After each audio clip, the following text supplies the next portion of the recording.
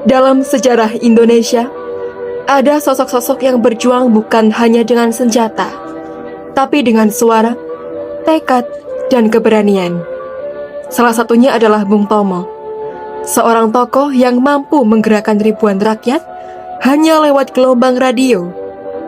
Ia bukan jenderal, bukan presiden, bukan pejabat tinggi. Namun kata-katanya mampu membakar semangat perjuangan dan membuat Surabaya menjadi simbol perlawanan. Suara Bung Tomo adalah peluru, pidatonya adalah semangat, dan keberaniannya adalah api yang menyala di dada arek-arek Surabaya. Mari kita menyelami kisah hidup Bung Tomo dari masa mudanya, perjuangannya, hingga warisan semangatnya yang tak pernah padam.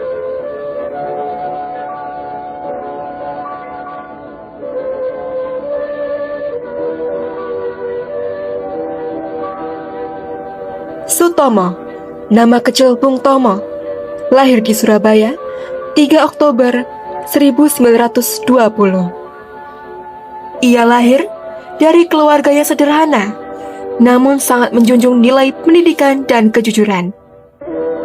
Ayahnya bekerja sebagai pegawai pemerintah Hindia Belanda, sementara ibunya adalah seorang ibu rumah tangga yang tegas dan penuh kasih sayang.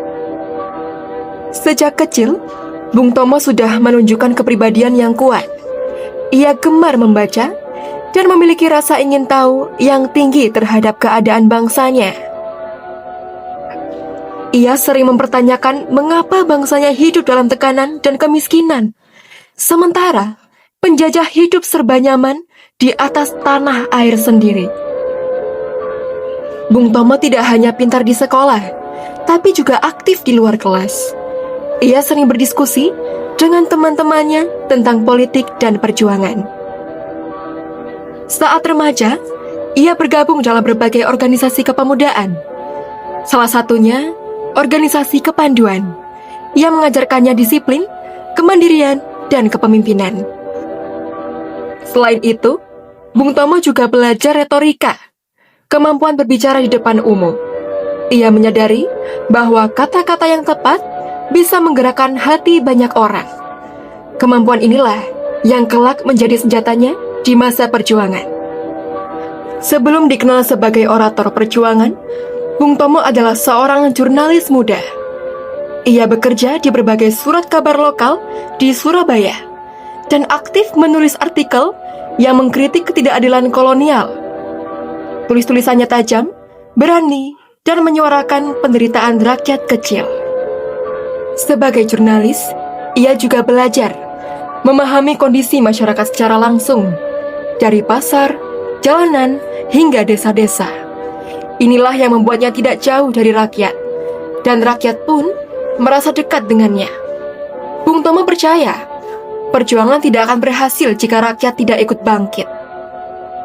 Tahun 1945 menjadi tahun yang sangat bersejarah. Pada 17 Agustus 1945, proklamasi kemerdekaan Indonesia dibacakan. Seluruh rakyat Indonesia bersuka cita. Namun, kegembiraan itu tidak berlangsung lama. Pasukan sekutu, yang di dalamnya terdapat Belanda, datang ke Indonesia dengan dalih melucuti tentara Jepang. Tetapi, sesungguhnya ingin menguasai kembali negeri ini. Surabaya menjadi salah satu kota yang paling strategis. Rakyat marah, dan ketegangan pun meningkat.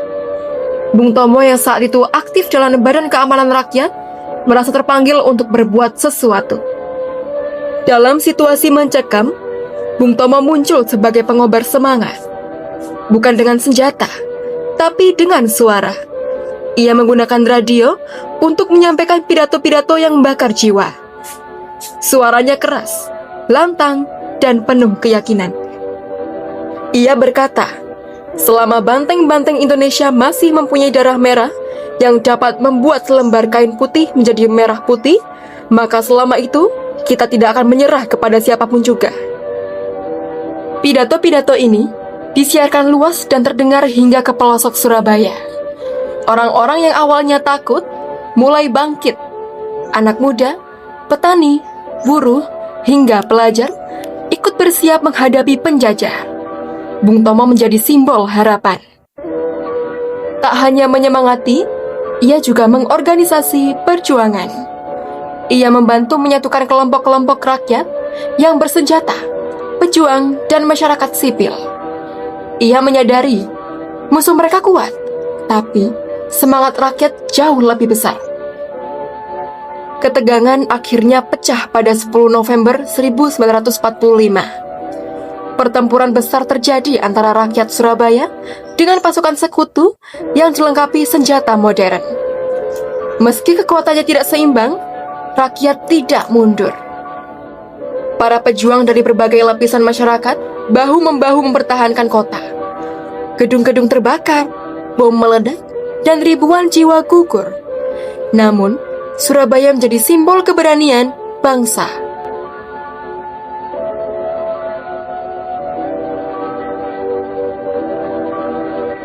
Suara Bung Tomo terus mengudara. Di tengah dentuman meriam, pidatonya terdengar. "Jangan mundur, lebih baik mati daripada jajah lagi." Pidatonya menjadi nyawa perjuangan Surabaya. Pertempuran ini kemudian dikenang sebagai salah satu pertempuran paling heroik dalam sejarah Indonesia. Dunia internasional bahkan mengakui perlawanan rakyat Surabaya sebagai bentuk nyata semangat kemerdekaan bangsa Indonesia. Setelah masa perjuangan bersenjata, Bung Tomo tetap aktif dalam kehidupan berbangsa. Ia pernah menjadi anggota parlemen dan juga menteri pada masa awal kemerdekaan. Namun yang menarik, Bung Tomo tidak pernah hidup mewah. Ia menolak fasilitas istimewa, karena menurutnya, kemerdekaan bukan untuk memperkaya diri, melainkan untuk membangun bangsa.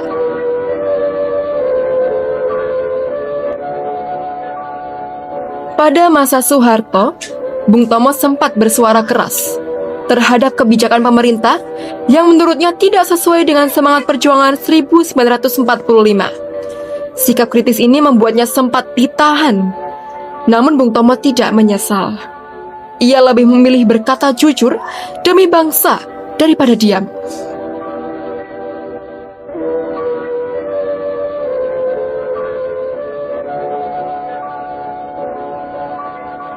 Meski dikenal sebagai tokoh perlawanan, banyak hal menarik tentang Bung Tomo yang jarang diketahui. Ia bukan komandan perang, tapi orator yang membangkitkan semangat rakyat. Ia jurnalis sejati yang percaya bahwa tulisan dan suara bisa menjadi senjata. Ia hidup sederhana sampai akhir hayatnya. Ia sangat religius dan menjunjung nilai kejujuran. Ia wafat pada saat menunaikan ibadah haji di Makkah pada 7 Oktober 1981, tepat 4 hari setelah ulang tahunnya yang ke-61. Jenazahnya kemudian dimakamkan di Surabaya, kota tempat ia berjuang. Hari ini, nama Bung Tomo hidup di berbagai tempat, jalan raya, stadion, sekolah, dan monumen. Namun, warisan terbesarnya bukanlah bangunan, melainkan semangat perlawanan. Bung Tomo mengajarkan bahwa satu suara bisa menggerakkan banyak orang, bahwa keberanian tidak harus datang dari senjata, dan bahwa cinta tanah air adalah kekuatan yang tak dapat dikalahkan. 10 November, setiap tahun kita peringati sebagai Hari Pahlawan. Hari ketika rakyat Surabaya melawan. Hari ketika suara Bung Tomo menggema di seluruh Nusantara. Bung Tomo bukan sekedar pahlawan. Ia adalah simbol suara rakyat, simbol semangat perjuangan, dan simbol keberanian bangsa Indonesia. Semangatmu tak akan padam, Bung Tomo. Terima kasih telah mengajarkan arti perjuangan yang sesungguhnya.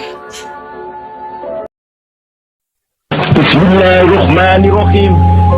Merdeka! Saudara-saudara, rakyat jelata di seluruh Indonesia, terutama saudara-saudara penduduk kota Surabaya, kita semuanya telah mengetahui bahwa hari ini tentara Inggris telah menyebarkan pamflet yang memberikan suatu ancaman kepada kita semua. Kita diwajibkan untuk dalam waktu yang mereka tentukan menyerahkan senjata-senjata yang telah kita rebut dari tangannya tentara Jepang. Mereka telah minta supaya kita datang pada mereka itu dengan mengangkat tangan. Mereka telah minta supaya kita semua datang pada mereka itu dengan membawa bendera putih, tanda bahwa kita menyerah kepada mereka. Saudara-saudara, di dalam pertempuran yang lampau, kita sekalian telah menunjukkan bahwa rakyat Indonesia di Surabaya, pemuda-pemuda yang berasal dari Maluku, pemuda-pemuda yang berasal dari Sulawesi, pemuda-pemuda yang berasal dari Pulau Bali, pemuda-pemuda yang berasal dari Kalimantan, pemuda-pemuda dari seluruh Sumatera, pemuda Aceh, pemuda Tapanuli, dan seluruh pemuda Indonesia yang ada di Surabaya ini, di dalam pasukan-pasukan mereka masing-masing, dengan pasukan-pasukan rakyat yang dibentuk di kampung-kampung, telah menunjukkan satu pertahanan yang tidak bisa dijebol, telah menunjukkan satu kekuatan sehingga mereka itu terjepit di mana-mana. Hanya karena taktik yang licik daripada mereka itu, saudara-saudara, dengan mendatangkan presiden dan pemimpin-pemimpin lainnya ke Surabaya ini, maka kita tunduk untuk memberhentikan pertempuran. Tetapi pada masa itu mereka telah memperkuat diri, dan setelah kuat, sekarang inilah keadaannya. Saudara-saudara, kita semuanya, kita bangsa Indonesia yang ada di Surabaya ini, akan menerima tantangan tentara Inggris itu. Dan kalau pimpinan tentara Inggris yang ada di Surabaya ingin mendengarkan jawaban rakyat Indonesia, ingin mendengarkan jawaban seluruh pemuda Indonesia yang ada di Surabaya ini, dengarkanlah ini tentara Inggris. Ini jawaban kita, ini jawaban rakyat Surabaya, ini jawaban pemuda Indonesia kepada kau sekalian.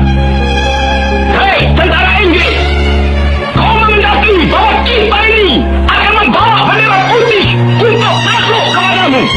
Kau menyuruh kita mengangkat tangan datang kepadamu. Kau menyuruh kita membawa senjata-senjata yang telah kita rampas dari tentara Jepang untuk diserahkan kepadamu. Tuntutan itu, walaupun kita tahu bahwa kau sekalian akan mengancam kita untuk menggempur kita dengan seluruh kekuatan yang ada, tetapi inilah jawaban kita. Selama banteng-banteng Indonesia masih mempunyai darah merah yang dapat membuat setarik kain putih, merah dan putih, maka selama itu tidak akan kita mau menyerah kepada siapapun juga. Saudara-saudara rakyat Surabaya, siaplah, keadaan genting. Tetapi saya peringatkan sekali lagi, jangan mulai menembak. Baru kalau kita ditembak, maka kita akan ganti menyerang mereka itu. Kita tunjukkan bahwa kita ini adalah benar-benar orang yang ingin merdeka. Dan untuk kita, saudara-saudara, lebih baik kita hancur lebur daripada tidak merdeka. Sebelum kita tetap merdeka atau mati.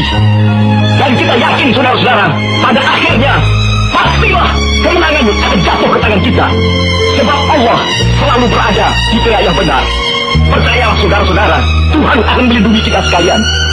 Allah